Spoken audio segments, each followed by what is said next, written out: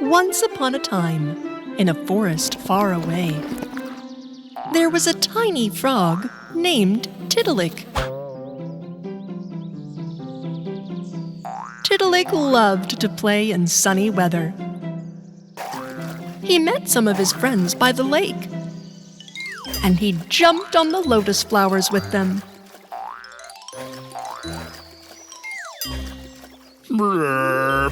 8, 9, and 10. I win. I made it to 10. I win. Bravo, Tiddalik, you did it again. Blip. This jumping game of the frog friends made them very tired, and therefore they were very thirsty. Come on, let's drink some water, Croak. The 3 frog friends met on a big leaf and started to drink water. Tiddalik was drinking so fast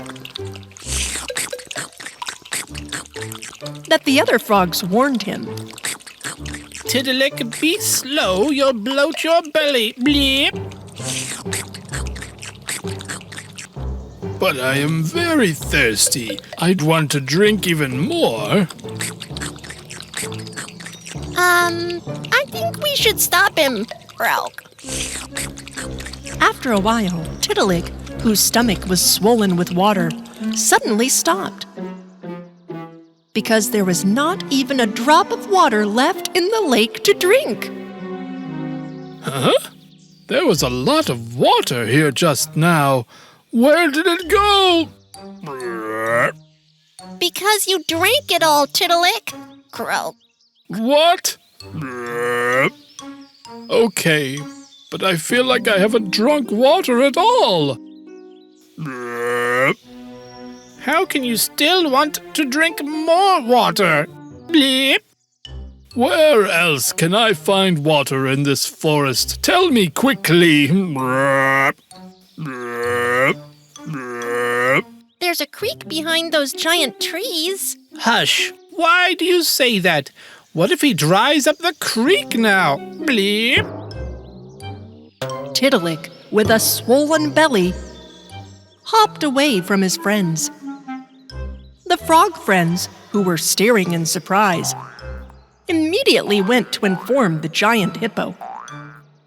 At that time, the giant hippo was resting under a tree, and his assistant, Fox, was on watch right in front of him. Blip. Hello, Fox. We urgently want to talk to the giant hippo. He is in a deep sleep right now. You better wake him up. It's very important. What can you say that is more important than his sleep, little frogs? Fox, hurry up. Blip. Otherwise we will not have a drop of water to drink or to wash. Blip. When the fox saw the frog's fear and urgency, he woke the giant hippo up. The hippo opened his eyes wide and bent over the 2 frog friends. The frogs told what had happened, and then they jumped on the giant hippo's head and went in search of Tiddalik. If we run out of all our water, it will be a disaster for the jungle animals. At that moment, the bloated Tiddalik arrived at the creek. Here is the water, so good.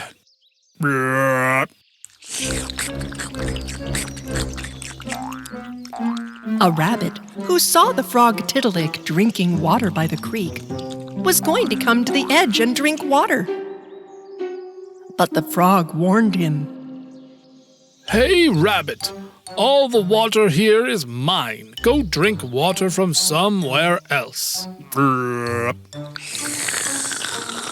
there is no other water around here. Even the lake has dried up. The frog drank all the water from the creek without listening to what the rabbit said. Now, he has an even bigger belly than before. Where else can I find water here? The rabbit's eyes widened in surprise. You finished the water of the creek before I could take a sip, and you still want to drink water? Yeah. I drank the lake. I fished the creek. I'll drink all the water. Tiddalik continued to search for water in the forest, with his big belly growing larger by the gulp. Wherever he saw a small puddle, he started to drink and drink it. The inhabitants of the forest were very surprised when they saw the dried lake and the creek that no longer flowed. Neither an owl could find water, nor a gazelle. Finally, the giant hippo and little frog friends saw the sad rabbit standing by the creek. Have you seen a frog that is greedy for water here, rabbit?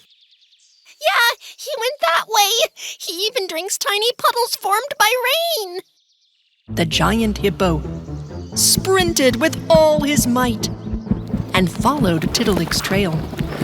And other forest animals followed after him. The frog, Tiddalik, was just about to drink the last puddle he found when the hippo and dehydrated forest dwellers appeared before him. Tiddalik, stop! You drank all the water in the forest and left us no water to drink. You must give back the water of the lake and creek. Your frog friends are telling the truth, Tiddalik. A huge hippo like me and that tiny bird you see need water too. Even plants, trees, insects need water. Please open your mouth and give us back the water you filled in your stomach. Even though the inhabitants of the forest begged Tiddalik, whose belly was full of water, he was not willing to give back the water he drank. What are we going to do? If we can make him laugh, he can't hold back any longer and he'll give back all the water. Yeah! Great idea! Besides, Tiddalik loves to laugh. The rabbit found a hat and started entertaining the frog.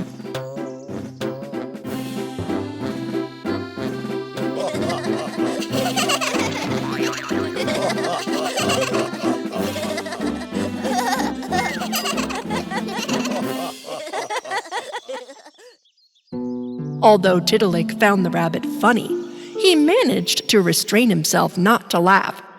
This time, the panda was on the stage. He started dancing so funny that everyone in the forest started laughing at him. But Tiddalik didn't laugh at the panda's dance either. Then the little squirrel quickly started to draw a picture. The forest dwellers began to wait in anticipation. Everyone laughed when the squirrel showed him the picture he made. But Tiddalik didn't. In the end, the giant hippo was on the stage, not to make them laugh, but in anger. Now I am very angry, Tiddalik. The giant hippo started with his huge body, jumping and grunting like a frog nervously.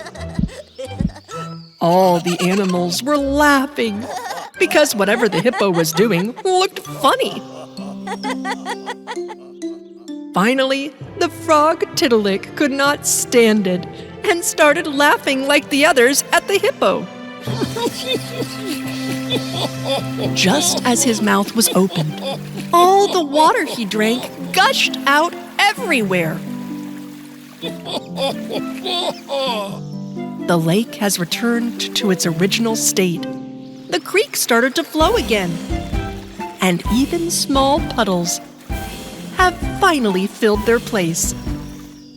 As Tiddalik laughed, his belly shrunk. He's back to his old cute frog form. Well done, Tiddalik. You didn't leave all us many forest dwellers thirsty. You don't have a big belly anymore. You can easily jump on lotus leaves. Oh, I had a huge belly. Now I feel so relieved. The next time you feel thirsty, think about others. Everyone else in this forest needs water as much as you. For example, I need to go and take a shower right now. You are right, my friends. The forest dwellers were very happy to have water again, because water is the most valuable part of the forest. Once upon a time, there lived 3 piglets with their mother in a small house. It was time for them to leave their home and learn to live on their own. Their mother called the 3 piglets next to her.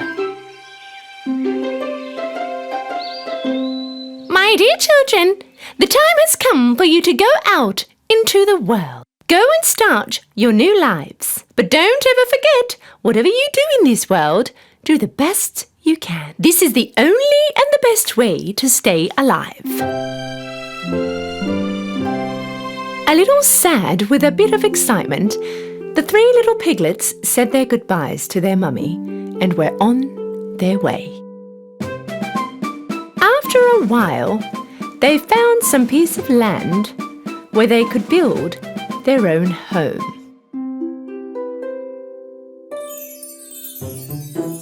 The youngest piglet was determined to build his home with straw.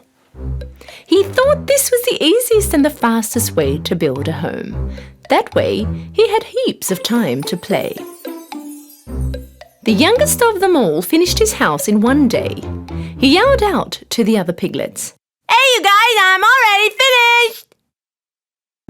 The eldest piglet had a look at the house. Okay, but this house doesn't look steady at all. How will we protect ourselves from the wolf? The youngest piglet didn't take any notice of his brother. Don't worry, nothing will happen. Okay, don't say I didn't warn you. The middle piglet decided to make his house out of wood. From the branches he had collected in the woods, he decided to build a little cubby house. His house took exactly 3 days to finish. This house was a bit more steady than the one with straw. The eldest piglet walked over towards him. My dear brother, you've done a great job, but this doesn't look safe at all. Is this house going to protect us from the wolf? The middle piglet answered, "Don't worry, this house is very safe." Okay, don't say I didn't warn you. While the 2 little piglets were having a great time in their newly built homes, the eldest of them all was constantly working because he was building a home from bricks and rocks. The other piglets thought that his effort was useless. All they did was play around and kill time.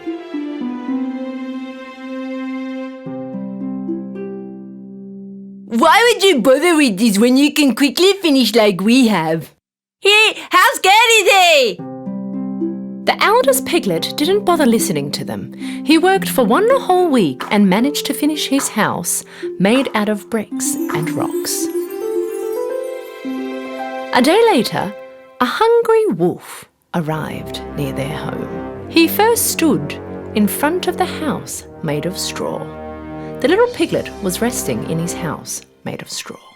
The wolf knocked on the door.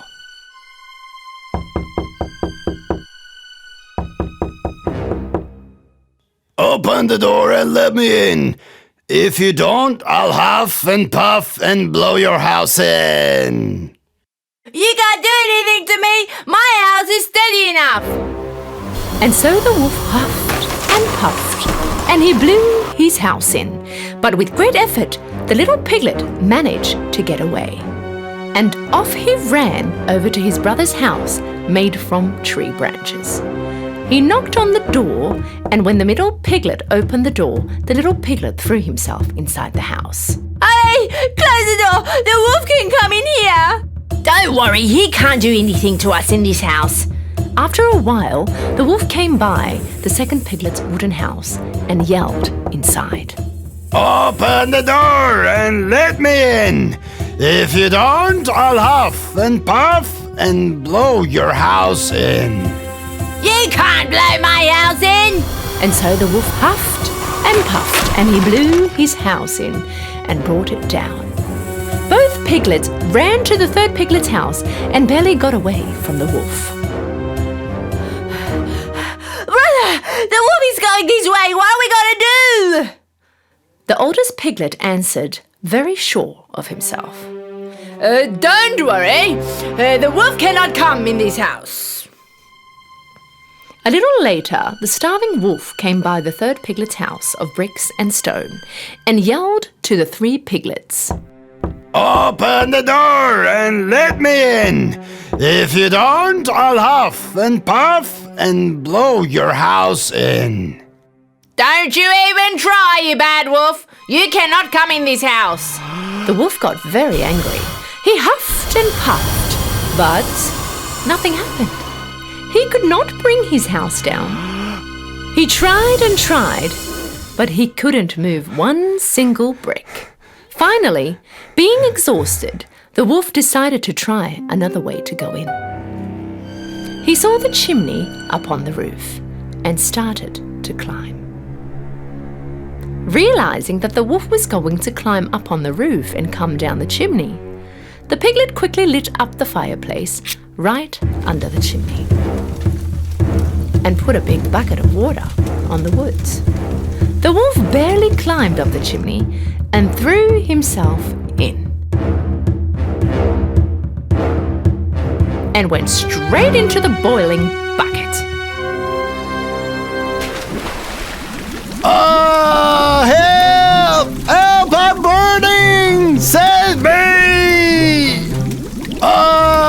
Help! Finally, being free from the wolf, the piglets hugged each other with joy. The 3 piglets went to their mother's house the next day to tell her all that had happened. The youngest one came next to his mother. You were right, Mummy. Whatever we did in this world, we have done it to our best. If you really work for something, it will be a success. From that day on, the 2 piglets were never lazy. They worked hard like their big brother and lived a happy and safe life.